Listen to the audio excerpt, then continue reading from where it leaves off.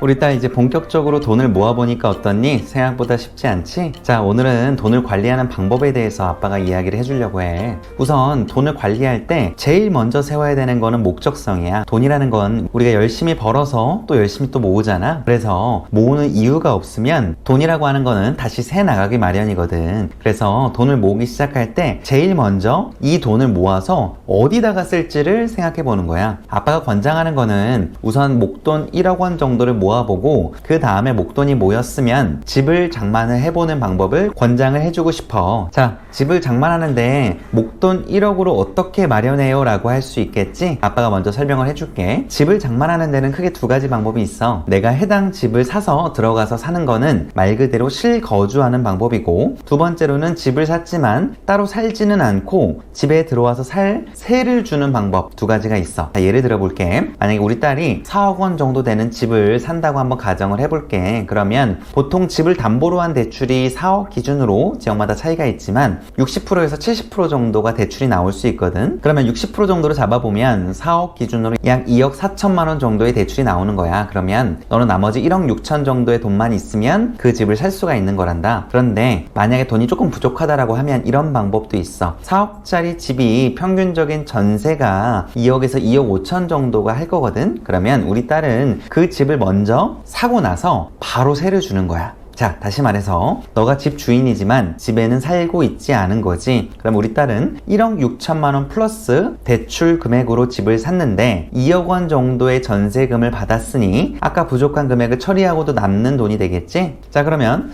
너 돈 1억 6천과 전세금 2억 정도 해서 3억 6천 정도가 되니까 4천만 원 정도가 부족한 상태가 되겠지? 그럼 4천만 원 정도의 대출만 할지 아니면 전체 4억에 대한 2억 4천을 풀로 대출을 받아서 잔금 처리하고 나머지 금액은 또 운용할지, 이런 부분들을 같이 고민할 수가 있는 거야. 자, 이런 것들을 보통 갭 투자라고 하거든. 그래서 아빠는 개인적으로 대출 금리 기준으로 4%에서 5% 정도의 기준이라고 했을 때 우리 딸이 그 대출을 풀로 다 받아서 부족한 금액을 메꾸고 나서 나머지 금액은 안전자산 개념이지만 일반적인 대출 금리보다 높은 투자 상품에 투자를 했으면 좋겠다. 자, 물론 전세금이 좀 더 낮아질 수 있기 때문에 최소한의 정도의 잉여금은 빼둔 상태로 하는 게 당연히 좋겠지. 생각보다 집을 사는 게 어렵지 않지? 자, 두 번째로는 너의 월급을 관리하는 툴이 필요하단다. 자, 가장 쉬운 툴은 가계부야. 가계부는 그냥 시중에서 파는 걸 아무거나 사도 괜찮은데 중점적으로 봐야 되는 거는 너가 그 기준을 넘어서냐의 문제야. 자, 예를 들어 볼게. 적정 저축 비율이라는 게 있어. 얼마 정도 저축을 해야 적당한 수준인가를 나타내는 지표거든. 보통은 소득 대비했을 때 50%에서 70% 정도를 본단다. 그러면 너가 예를 들어서 월급이 300만 원 정도면 최소 150만 원 정도에서 최대 210만 원 정도의 저축을 해야 하는 건데, 물론 70%까지 저축하라고 이야기하고 싶진 않고 딱 절반 정도인 50% 정도만 저축하면 충분해. 자, 그러면 기준이 세워졌으니까 너가 세부 항목별로 어떤 것들을 많이 쓰는지를 알아야 되겠지? 자, 가계부를 정리하다 보면 정말 필요한 게 아닌데, 정말 써야 될 일이 아닌데 쓰는 것들이 의외로 많이 있을 거야. 자, 포인트는 그런 것들을 잡아내 주는 거란다. 자, 그래서 불필요한 지출을 줄이고 고정적인 저축 금액을 만드는 게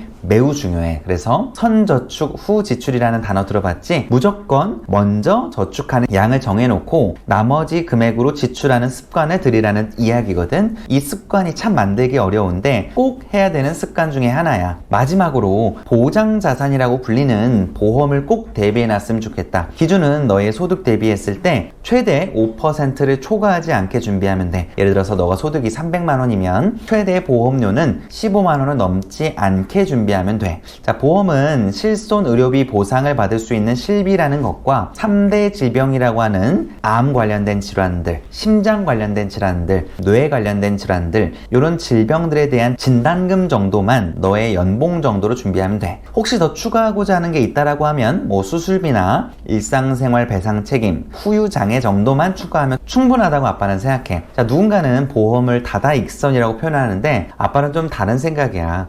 보험은 정말 큰 일이 일어났을 때 최소한의 너의 자산을 지켜줄 수 있는 우산 같은 건데, 다른 것들은 충분히 너의 급여에서 혹은 너가 모아놓은 자산에서 해결이 가능한 부분들이야. 그런데 위에 아빠가 준비하라고 했던 것들은 너가 정말 큰 수술을 해야 되거나 입원을 해야 되거나 당장 너가 소득을 벌 수 없는 경우들이 많기 때문에 최소 1년 정도는 치료에만 집중할 수 있게 하기 위해서 연봉 정도의 진단금을 준비하는 거야. 자, 보험은 적은 금액으로 리스크를 줄여주는 거기 때문에 우리가 계획하는 미래 계획들, 자금 계획들에 변수가 생길 수 없게 만들어주는 안전장치라고 생각하면 돼. 그래서 최소 저 정도의 금액으로만 준비하면 된다. 자, 우리 오늘은 아빠가 저축을 해나가면서 돈 관리를 하고 지출 관리를 할 수 있는 방법들에 대해서 설명을 해줬는데, 정리를 해보면, 자, 첫 번째, 돈을 모으는 목적을 세우기. 자, 돈을 모으는 목적을 세워야 돈이 흩어지지 않고 더 강하게 모여지는 힘이 있다. 두 번째, 가계부를 쓰고 불필요한 지출을 줄여나가는 거. 직접 적어보지 않으면 생각지도 않은 지출들을 발견해내는 게 어려운데, 그렇게 적어보고 선저축, 후지출에 대한 프로세스를 만드는 거가 매우 중요하단다. 세 번째, 저축 계획을 세울 때 보장성 보험이라고 하는 보장자산은 최대 너 소득의 5% 넘지 않게 준비하고 꼭 필요한 실손 의료비 보상을 받을 수 있는 실비라는 것과 3대 질병에 대한 정도만 추가해 두도록 해.